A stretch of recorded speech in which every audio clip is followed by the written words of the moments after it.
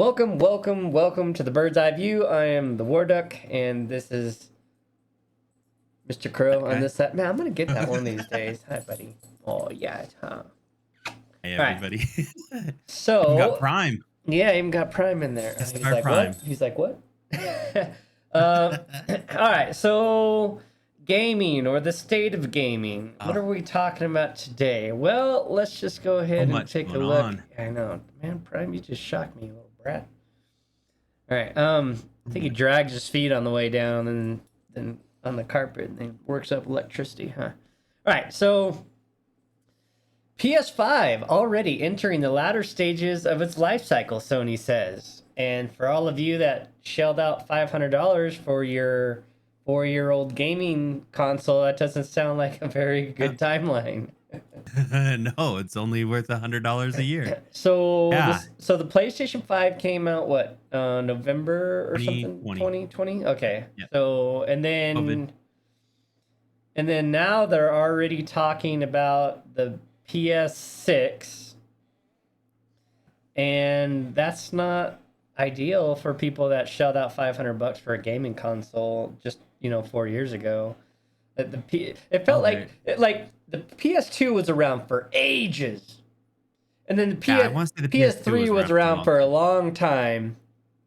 The PS4 I felt was around for a long time. PS4 was around for a very long time. And then the PS5, I feel like that just, it's still new, that it hasn't even really been around that long. But I agree. Like the PS4 came out in 2012, 2013, somewhere around there. But yeah, it was out for a long time. And see, the PS3 was out long enough for me to buy one, play it, sell it, buy another one. And then I got a PS4, and then I sold that PS4 to somebody I knew so they could play, and then I bought the PS4 Pro. Okay. And then not long after that, they were like, oh, the PS5, and I was gonna get one. It was just the $500 and the scarcity of trying to get one. Like it was really hard to get one in the beginning. If it had been easier, I probably would have ended up with one, because I really wanted to play Demon's Souls again, and just never got to it. So I've been happy with the PS5. It looks like we're not getting a PS5 Pro. Yeah, they're gonna go right. They're gonna go right to the PS6, and it looks like that's 2027. The super earliest would be 2026, except for they're thinking it's probably 2027, 2028, just a couple years from now. But that makes the max lifespan of the PS5 really 8 years. Yeah. That seems short. That seems short. It's for a console, that seems short. And I don't know if I was Sony, I would have ever even said this. This seems like kind of a slap in the face of everybody that has a PS5. I think they should come out with the PS5 Pro because people expect it, Well, they might still. And I know that what they're trying to do is get the FPS up. They're trying to get. I don't know. I'm kind of torn because I'm sure they're trying to push the sales of 4K monitors as well, so that better get the best graphics you can out of your console. You want the 4K. Well, and here's what I think is really happening is they sold 54.7 million in just over 3 years during the pandemic. Yeah. Now, I feel like their sales have dropped off the map and they're not selling because the people that were going to get a PS5 got one.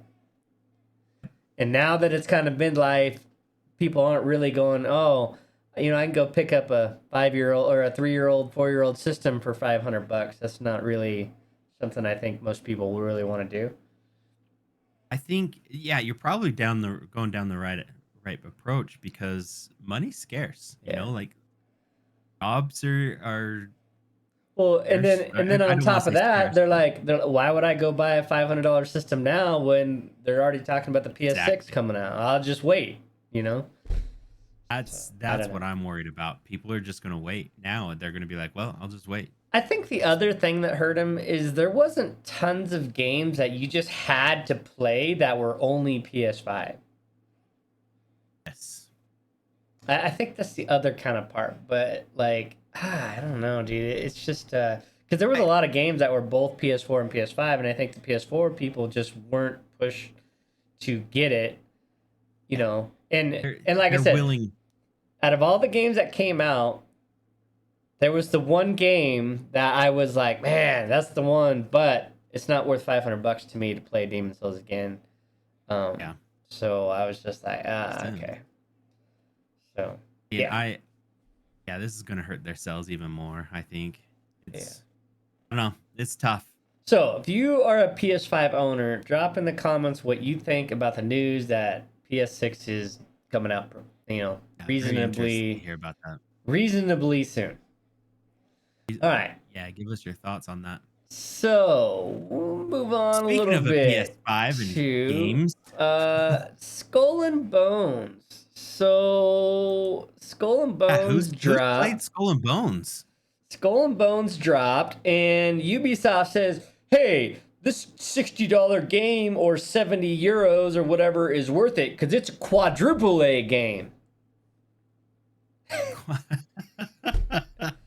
And I'm like, did you really just say that Skull and Bones was a quadruple A game? That it was worth $60? Because everybody that plays it doesn't think so, bro. So they did. This was a game that I was excited for, and then Duck just sucked that enthusiasm well, the right thing out is, of it. I was excited for the idea of this game until I played the beta, the closed beta, and then I was like, oh, hell no. I was like, this is bad. All you had to do, literally, all you had to do is make Black Flag 2 multiplayer and leave it at that. That's all you had to do. Yeah. But man, they screwed this up. So they really have. The Metacritic score is 65. That's not good at all. And 65 out of 100? Yeah. And the ING score is 2.5 out of 10. That's or 2.5 out of 5. Sorry. 2.5 out of 5. ING is 7 out of 10. PC Gamer is 68%.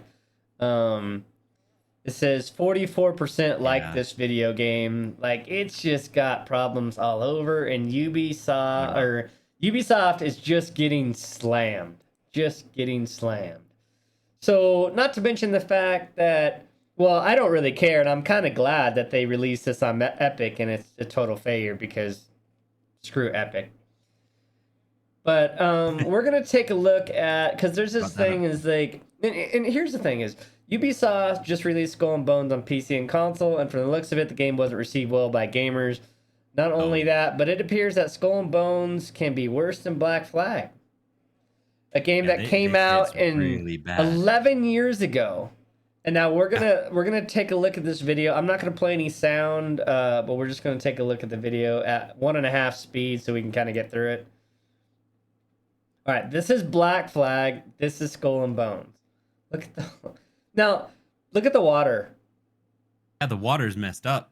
Right? And this is graphics 11 years later. Watch this. When he gets out, look at all the water dripping off of him and stuff. Huh? And how he dries out. Look at this. Completely dry. No interaction. Nothing. You'd think Unreal 5 already has this kind of stuff built in. Well, the thing is commercial. The thing is you would think that in 11 years the graphics would be so much better that you would just be blown away. Well, they're showing you the boundary screen. It's not really that big a deal, but this is Black Flag. You desynchronize, and look at and this is you're out of bounds. And like, it's just silly. Interesting. This is harpooning and hunting in Black Flag, which I thought was fun and challenging and like very detailed, right? Like look when he what they do after you catch it, right? They hoist it up. They have the celebration. Now here's Skull and Bones.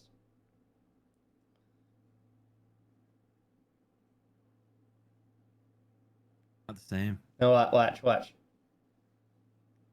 watch when he kills it.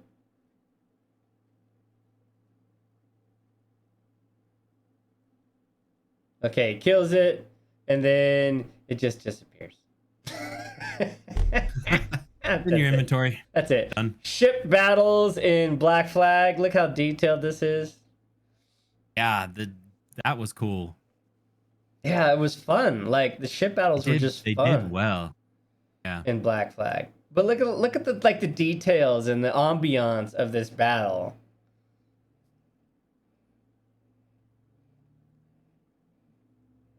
It's just like I know it's very it's very engrossing and stuff. It's sync. And then here's Skull and Bones. He just pushed that ship out of the way. Like it's not. There's a couple things I like about like the cannon smoke, but the ambiance is just not. It's not there. Not the same.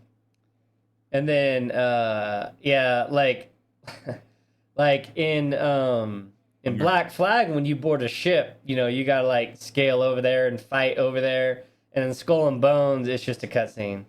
Like it's a cutscene. Yeah, that was do anything. That was a big thing that I read about. It just took away all the good stuff. Oh, and swimming. You're right. You can't swim in Skull and Bones. Yeah. So 11 years later, people forgot how to swim. If you're a pirate. When you're a pirate, you forgot how to swim. Not possible. Oh, here they're gonna show here the boarding, right? Boarding. Yeah. See, this was something cool back in Black Flag. It was a blast, dude, to like board and fight and having to take over the actual ship. Yeah. And then you could decide whether you were scuttling it, repairing. And then here's Skull and Bones boarding. And I would like when I did this, I was like, really, this is what it is. This must be beta. You know that you kind of play it off. Yeah, but that was it. I mean, that's let's go straight to a cutscene. Yeah. So you can see the ambiance difference. They lost a lot, and like I said, that this was going to be one of my games that I was really looking forward to this year. And as we started talking about it, even off screen, Duck was like, "Yeah, it's not what it's not what you think it is." And so I did. I went and looked into it a little bit more, and no excitement. So then there's more bad news for Ubisoft. 700 workers strike in France following failed salary negotiations.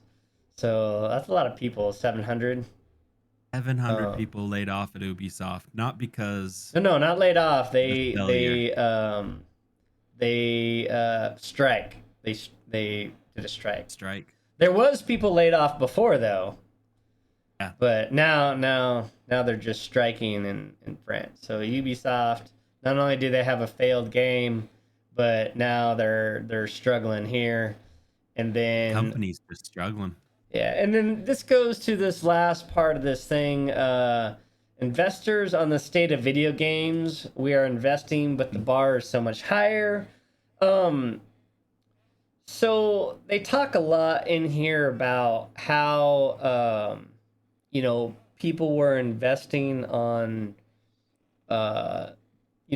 like the big video games and the big companies and stuff like that. And then now, see, he talks about this, how the way this article is written, he talks about, now we're more careful, but they talk about doing investing because of diversity and things like that. And I was like, okay. That's weird. He says it's no underestimate to say that 2023 were probably the toughest year for indie and AAA publishers in a very long time. I don't really understand that because I thought 2023 had a lot of great games. It did. 2024 has been a little bit of a struggle. Yeah, but I mean, what came out in 2023? Like the Sons of the Forest, that was a struggle. Yeah, comes to my mind. Well, that was early access. They're actually releasing this year. Yeah. Okay, I'll give you that. What was another one too that gosh, It's my funny. mind went blank Well, now. that day after tomorrow or whatever was a complete fucking bust. But wasn't I can't. Oh gosh, yeah, that was a But was that that one last year or was released. that this year? I can't remember. Oh, it was last year. I want to say it was like November, December, wasn't it? Maybe I don't know. It was such a thing that So Wait, what was the game's name? I thought it was the day after tomorrow or something. that's what I thought it was. I was looking it up. Oh, okay, yeah, there it is. Day after tomorrow. I'm trying to look at September. Wait, what? No,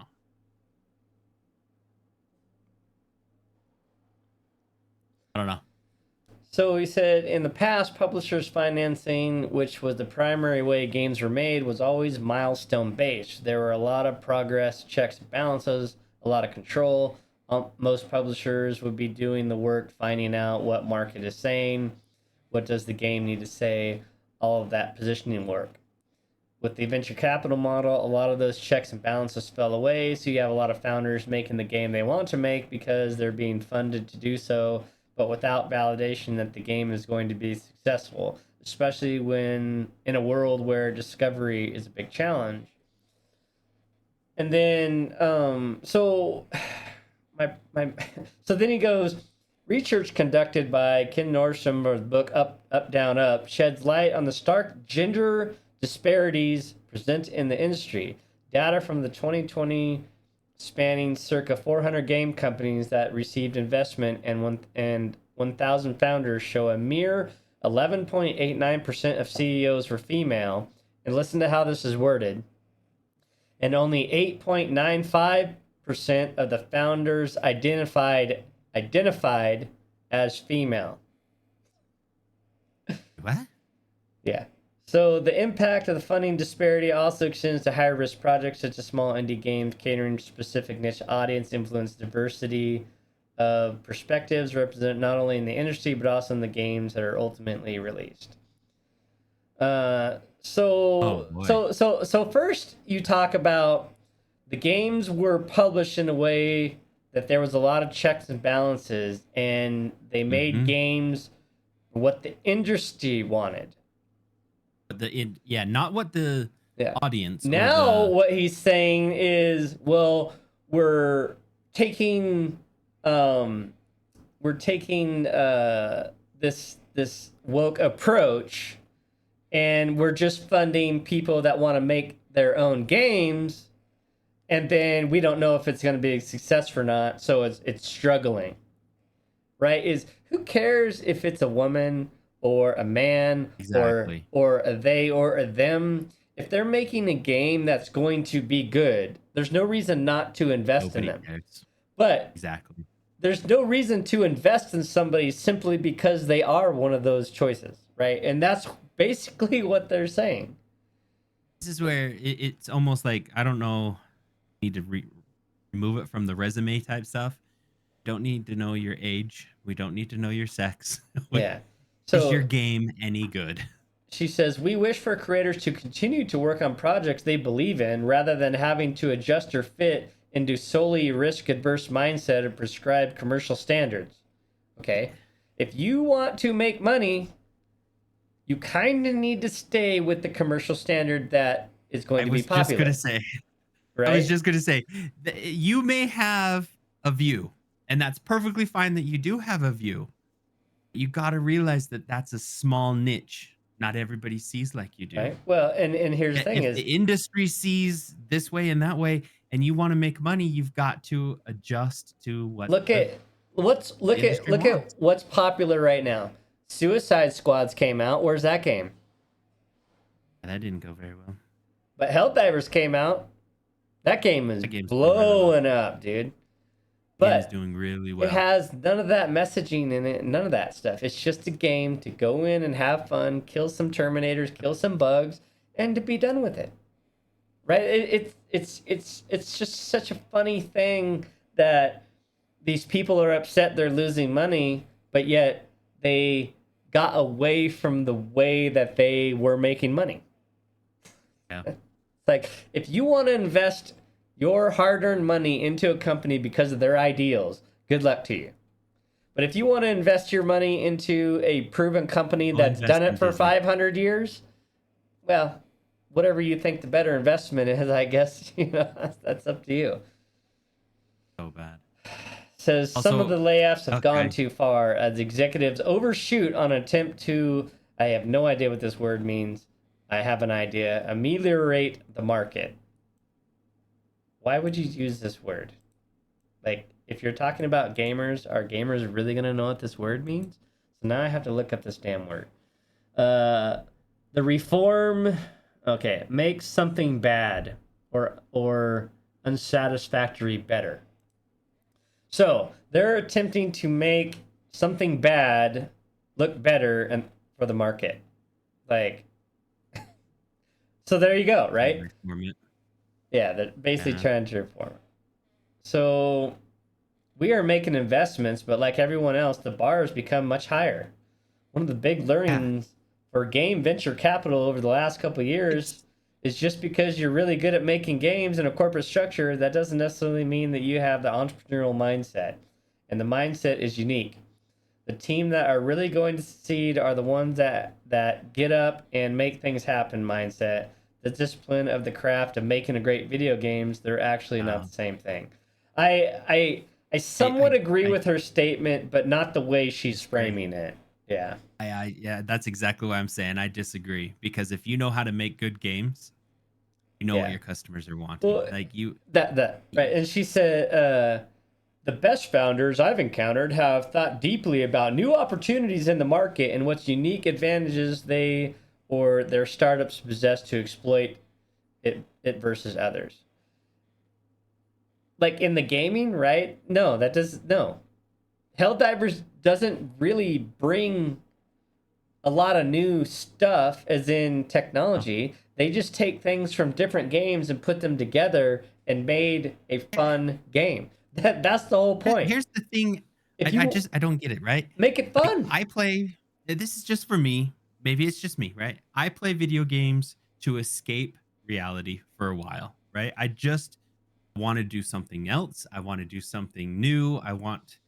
That's the reason why I play a game.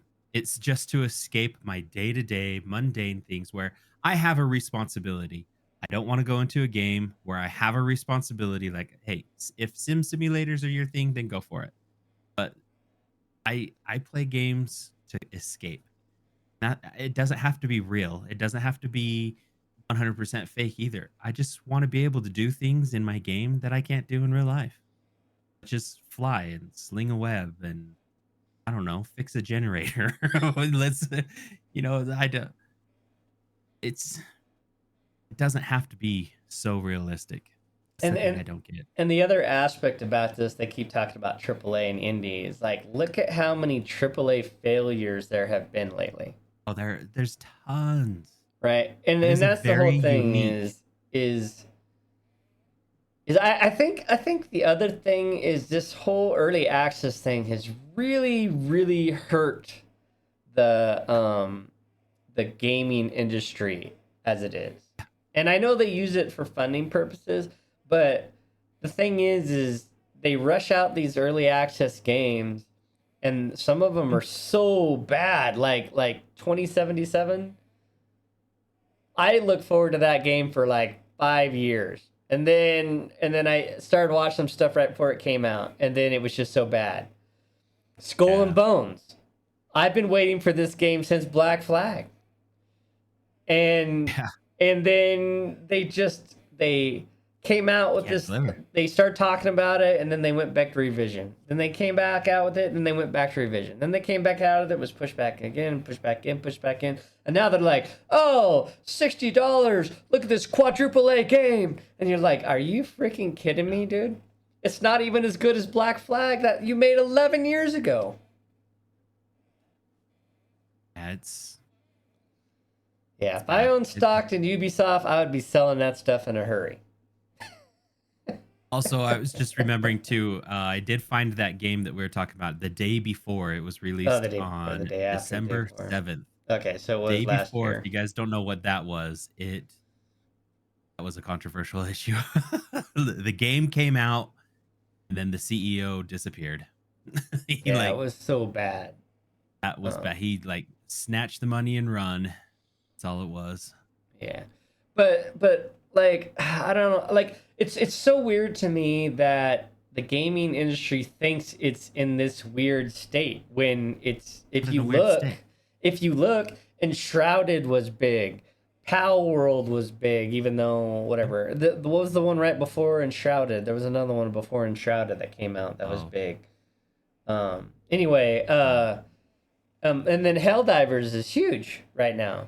Those Divers is huge. The next one that they're thinking would be pretty big is Nightingale, and that one, like Yep. they did a beta, and and they are already planning on updates because of the way the beta went. They were really listening to the players. I didn't participate in that, but I've been reading a lot about it. They already have multiple updates they're going to do, and they actually took some stuff off of it to make sure that at launch it was playable and that people would have fun. Nice. Which to me seems like the right approach, right? Like make sure your players have fun. See, that's the kind of I think Helldivers would be even bigger, but they've had some issues themselves. But the problem is the game is just fun. So like even today, if you try to get in during a peak player time, you're gonna have to wait. And sometimes you have to wait an hour to get into the game. Oh, It's that geez. popular because they had to cap the servers because there's so many people trying to play at one time. They had to cap the server to make sure that the stability of the game maintained. Oh, wow. Well, at least they're And then they keep that's updating something it. that they And that's the like risk they took. today I actually couldn't I got on the game but I couldn't actually play with anybody else. So I looked in their Discord and somebody came up with a DLL fix where you take the original game DLL, not the updated Mhm. version, and you swap them out with the current updated game with the original DLL file. And then you can Okay. get in and all the matchmaking works. Oh, really? Yeah. Okay. But you still have to wait for the game queue to get on, but if you can get on, you can actually play with other people's then, right? You can find other people to play with and stuff. But it's Dang. like that's the thing is they're like, hey, we're trying to get more servers and update more servers. We're sorry, But the thing is it's a game. Even though it has its issues, when you get in and play, it's pretty seamless. It's really fun, Blast. and yeah, and it's just a game you can get in and lose yourself for a bit. So I don't know. It's Ah, odd to me that people are investing into games that they know that really aren't going to make money, but they're doing it for diversity reasons. And it just seems odd that the gaming seems industry yeah. feels like they're in this struggle when it doesn't have to It's be. really not that much of a struggle though. It's just business. This is business. Yeah. Well, like let's go Ju- back to Skull and Bones. Like, who in the hell in Ubisoft was like, oh yeah, Black Flag, even though it's successful and everybody loves it and they want this sequel, we're gonna totally not make Black Flag sequel and we're gonna make this own standalone thing that not nearly as fun as Skull and Bones or has nearly the stuff that has nearly the stuff that Black Flag in it has in it. We're gonna reduce yeah. the realism. We're gonna reduce the ambiance, and then we're gonna put out this game and charge people 3 times or 2 times as much as what the original Black Flag It cost, was. and probably 10 times of what you can buy Black Flag for now. Yeah. That's the thing that just baffles me too is they've taken things out that are basics. I mean, hell, Like just remaster really Black Flag. low. Yeah, no kidding. There you go. You would have been better off just remastering Black Flag than doing Skull and Bones. But I think the problem is they have invested so much time and money and resources in Skull and Bones. They didn't have any other choice, even though they know it was a failure, and that's why they were like, "Oh, it's a quadruple game. It's a quadruple A game." And I like, oh, do you think that they've hired the wrong people? Do you think I mean, like, how can you fail? it has to be leadership. It has to be leadership. It has to be. Well, that's why I'm wondering. Is like, are you hiring wrong people? You don't have enough funds to hire a person who knows how to make swimming the functionality work. Well, but see, that's And on the instead, you're just programming like, level, right? You're talking about programming level. yeah, How did exactly. this get? I know, but how did this get up to upper chain of command? And they were like, "Oh, that's fantastic. That looks great. Go ahead and put that out." It's true. Somebody that never played True. Skull and Bones, maybe. I mean, somebody that never played Black Flag. Yeah, played Black Flag and doesn't know what to expect. It has to have been somebody that never played Black Flag that was okay with this. Because how could you play Black Flag and then be like, "Oh, this is way better than Black Flag. I would totally pay $60 for it." I don't see it. I don't. And really makes you want to do some digging and diving and investigating. Yeah. You can't even you swim in serious? Skull and Bones. What are you talking about? this guy Sam has messed things up so badly. He thinks swimming is not part of a pirate. And a cutscene. I don't know. It is. It's so bad, and I don't know where to even start with some of it. I don't But know. like I said, it's business. I don't get how. It I don't know. I don't know. I think Ubisoft is in big trouble. Yeah, I think they are. This is a big sign. Big trouble. Now I've got to go look to who's behind Subnautica. 'Cause I know that's supposed to be Subnautica 3 is coming out this year. Supposed to. Oh man. Oh, and that's another one I'm looking forward to. And it better not be a bomb. All right, we're getting late on this one, so we're gonna go ahead and get out of here. But let us know what you think. What do you think about the gaming industry? And are you going to buy Skull and Bones? And back to the original question: if you got a PS5 or did you not get a PS5, are you surprised, upset, or whatever with them coming out with a new one? I'm surprised. I'm not upset. I'm bummed it's not a pro. You'll be upset when it's $600. Yeah, it's gonna be expensive.